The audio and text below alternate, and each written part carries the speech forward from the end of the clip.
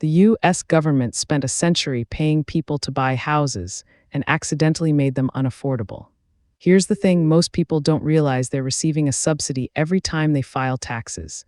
If you own a home and pay interest on your mortgage, you can deduct that interest from your taxable income. Sounds simple, but this policy, born around 1913, quietly reshaped who could afford a house and where they could buy it. So why did Congress create this deduction in the first place? After income tax became law, lawmakers wanted to encourage homeownership.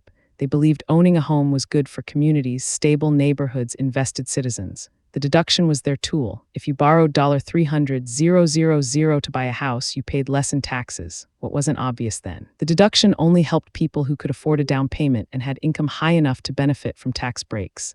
A factory worker earning $40,000 a year, the deduction barely moved their tax bill. A lawyer earning $200,000, huge savings. So who actually got subsidized? Wealthier buyers. What happened next? Demand exploded in neighborhoods where richer people wanted to live. Suburbs near good schools, safe areas, commutable to downtown jobs. Builders rushed to meet demand.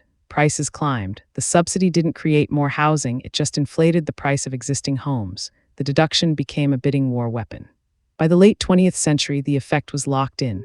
Higher earners could afford higher mortgages because taxes were lower. They bid up prices in desirable neighborhoods. Lower earners got priced out or ended up in less desirable areas. The deduction had become a wealth engine for people already wealthy enough to buy. But here's the twist. The deduction now costs the federal government roughly $15 billion a year in foregone taxes. That's money not spent on schools, roads, or affordable housing programs. Meanwhile, the policy inflated home prices, making it harder for first-time buyers to enter the market at all. The subsidy designed to help homeownership actually made it harder to achieve. Today, the mortgage interest deduction is one of the biggest hidden subsidies in America.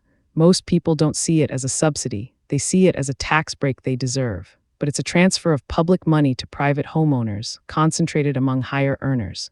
That's how a century-old policy meant to democratize homeownership ended up doing the opposite. The mortgage deduction shows how good intentions can create unintended consequences at scale. It was designed to help people buy homes. Instead, it helped prices rise faster than wages, pushing homeownership further out of reach for millions. Understanding this history matters because it shapes every housing policy debate happening right now. This video is for educational and informational purposes only and is not financial advice. Always do your own research. If you want to understand the hidden forces reshaping where people live and what they pay, subscribe. There's a new unsolved housing question every week. This video is for educational and informational purposes only and is not financial advice. Always do your own research.